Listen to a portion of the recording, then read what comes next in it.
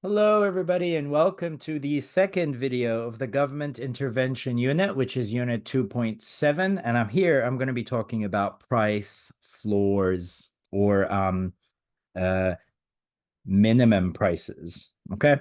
So basically, price floors are often set by the government to support firms and producers. So while price ceilings, last week's video, price ceilings focus on supporting low-income households, price floors are focused on supporting firms and producers. And this is done by setting a minimum price for those producers output or service, like the minimum wage. The minimum wage basically is a great real world example of price floors. So you should research a minimum wage in your local state or city or country, what the federal or national minimum wage is, if there is one. And that would be a great real world example to kind of add to your bank of real world examples. So again, let's assume this is the market for labor. Okay, here's the price of labor, which is the wage, and the quantity of workers that are offering their labor. This is the demand. This is the supply. The equilibrium wage rate would be over here, equilibrium wage, and the quantity of workers would be here. Okay, but the government deems, this is again a normative judgment, the government deems that this is too low. So the government sets a price floor, a minimum wage up here. Okay, decides to set a price floor for the price of labor, a minimum wage. Now, see where the PF, the price floor, intersects the demand curve. That's now the quantity demanded of workers. So firms are demanding QD workers.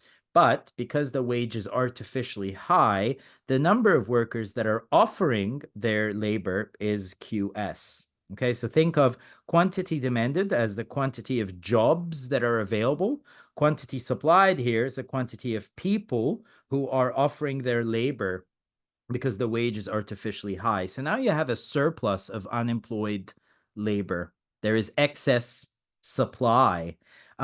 If you change the market, by the way, to a price floor on agricultural products to support farmers, it's the same idea. The quantity supplied by the farmers would be higher than the quantity demanded. There still will be a surplus of this agricultural product that's not being sold because the price is artificially high.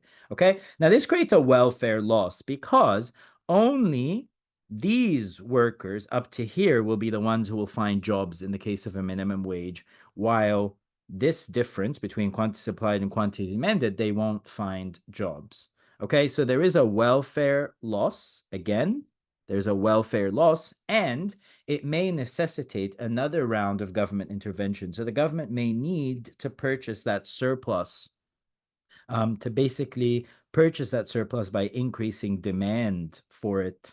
Okay. And again, that comes at a huge opportunity cost. So while the intentions behind price floors and price ceilings are often good intentions, they end up creating all of these other problems that the government has to address. Okay. So again, there are no solutions, only trade-offs. Price floors in the case of a minimum wage, yes, absolutely. In the interests of equity and fairness, there are lots of workers who deserve to be paid higher than they're actually paid by the free market.